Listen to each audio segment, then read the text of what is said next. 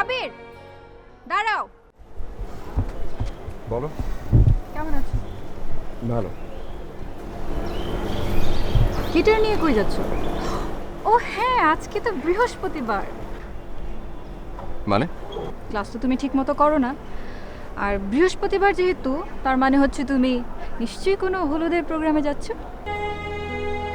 আবির, এসব গান টান ছাড়ো। বিয়েতে হলুদে গান গিয়ে কিংবা রেস্টুরেন্টে গান গিয়ে কি হবে?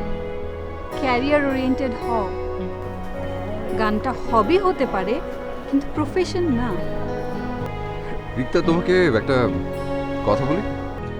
মানুষের ইচ্ছে, স্বপ্ন, ভালো লাগা এসব যদি সম্মান করতে না পারো, অ্যাটলিস্ট অসম্মান করো না। ওকে? বন্ধু ভাবি, তাই কথাগুলো বলেছি। ভালো না লাগে আমার কিছু করার নেই, বাট এটা ফাইনাল ইয়ার, মাইন্ড।